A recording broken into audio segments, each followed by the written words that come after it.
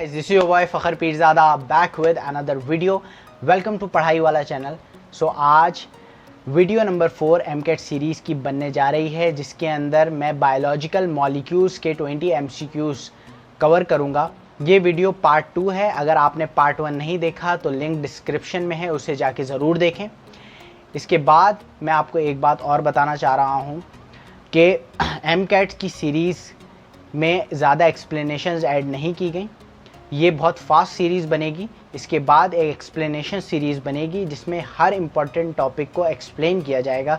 सो till then पढ़ाई करते रहें. चलते हैं MCQs की तरफ. MCQ number 21, in which of the following compound lipid is soluble. Lipid किस में सॉल्यूबल होता है?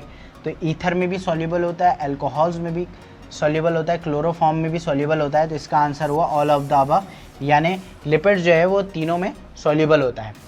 अब चलते हैं 22 MCQ की तरफ. Glycerol and fatty acids combine to form. क्या कंबाइन करके क्या बनाते हैं? वैक्सेस नहीं बनाते, फॉस्फोलिपिड्स नहीं बनाते. ग्लाइसरॉल और फैटी एसिड एसाइल ग्लाइसरॉल बनाते हैं. तो इसका आंसर हो गया एसाइल ग्लाइसरॉल. तो MCQ number 23, the most widely spread acyl glycerol is. कौन सा है मोस्टली स्प्रेड एसाइल ग्लाइसरॉल? तो वो है ट्राई एसाइल ग्लाइसरॉल. तो इसका आंसर हुआ ट्राई एसाइल ग्लाइसरॉल. अब MCQ नंबर 24 की तरफ चलते हैं. Chemically acyl glycerol is an asters of fatty acid और अल्कोहल का होता है. वैसे ये आपने पढ़ा होगा. तो इसके अंदर इसका आंसर हुआ ईथर भी नहीं होता, बेंजीन भी नहीं होता, क्लोरोफॉर्म भी नहीं होता. तो एस्टर्स जो होते हैं वो फैटी एसिड होते हैं, अल्कोहल और फैटी एसिड्स के. MCQ number 25, saturated fatty acids have. Saturated fatty acids के अंदर कोई डबल बॉन्ड नहीं होता. So no double bond is present in saturated fatty acids. सो ये बहुत ईजी MCQ था. अब MCQ नंबर 26 की तरफ चलते हैं. In fatty acids if number of carbon atoms increases, अगर बढ़ जाते हैं स्ट्रॉन्ग बॉन्ड बनता है. सो मेल्टिंग पॉइंट क्या होगा? डिक्रीज़ करेगा? नहीं, मेल्टिंग पॉइंट इंक्रीज़ कर जाएगा. स्लाइटली डिक्रीज़ तो बिल्कुल भी नहीं करेगा, इंक्रीज़ कर जाएगा मेल्टिंग पॉइंट. सो इसका आंसर हो गया इंक्रीज़, क्योंकि उसके अंदर नंबर ऑफ कार्बन एटम्स भी इंक्रीज़ कर रहे हैं. So MCQ number 27, the melting point of butyric acid. ये आपको याद करना पड़ेगा. इसका मेल्टिंग पॉइंट होता है -8 डिग्री सेल्सियस. तो इसका आंसर होगा -8 डिग्री सेल्सियस. अब MCQ number 28, phospholipids are composed of glycerol. नहीं.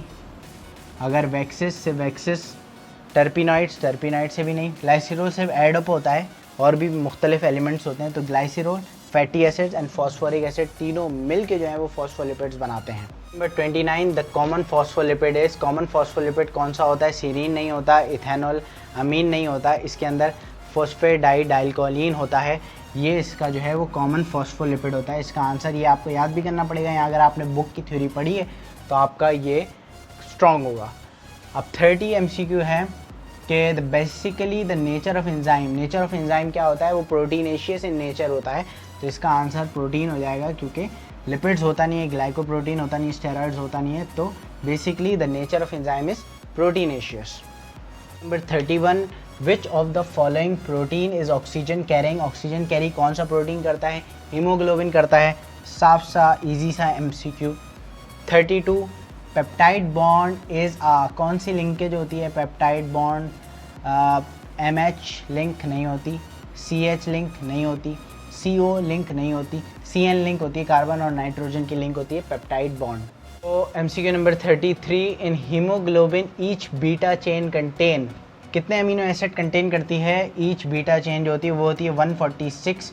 ये नंबर आपको याद रखना पड़ेगा. अगर आपने बुक थॉरली पढ़ी है तो आपको ये नंबर याद होना चाहिए. सो अब the basic unit of nucleic acid is called. MCQ number 34 है. तो बेसिक यूनिट क्या कहलाता है? फॉस्फोरिक बेस या नाइट्रोजनस बेस नहीं कहलाता, न्यूक्लियोसाइड नहीं कहलाता है, न्यूक्लियोटाइड कहलाता है basic unit of nucleic acid. So MCQ number 35, the sugar which is present in nucleotide. Nucleotide के अंदर कौन सी शुगर होती है? सो न्यूक्लियोटाइड के अंदर टेट्रोस शुगर या ट्रायोस शुगर नहीं होती, ना हेक्सोस शुगर होती है. तो न्यूक्लियोटाइड्स के अंदर पेंटोस शुगर होती है. सही. So MCQ number 36, nucleotides which are united with one another through. किससे कनेक्ट होते हैं? कौन सी लिंकेज होती है? डाइसल्फाइड बॉन्ड नहीं होता है. सही है.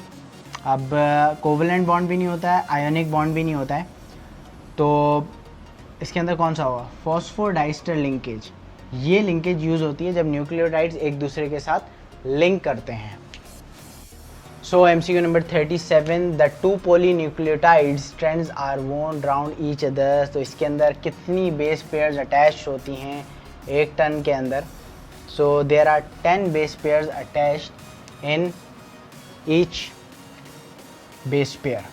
सो 38th MCQ है, all the information for the structure and functioning of cell. वो कहाँ स्टोर होता है? वो ना तो प्रोटीन्स में स्टोर होता है, ना तो DNA में स्टोर होता है, और ना ही साइटोप्लाज्म में, वो RNA में स्टोर होता है। सो ये बहुत इंपॉर्टेंट MCQ है जो बहुत बार आ चुका है।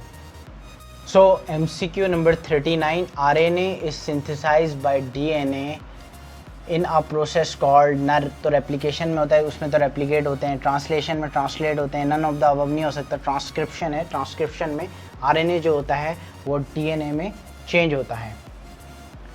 So MCQ number 40, which of the following RNA carries genetic information? Genetic information nucleus से साइटोप्लाज्म में कौन लेके आता है? ट्रांसफ़र RNA या राइबोसोमल RNA या मैसेंजर RNA? तो मैसेंजर RNA है वो RNA जो कि न्यूक्लियस से साइटोप्लाज्म की तरफ मैसेज लेके आता है, तो मैसेंजर RNA इसका होगा आंसर। सो गाइज, हम लोगों ने 40 MCQs MCAT based biological molecules के एंड कर लिए हैं। सो इसे पढ़ें जब तक एंजाइम्स के MCQs नहीं आ जाते।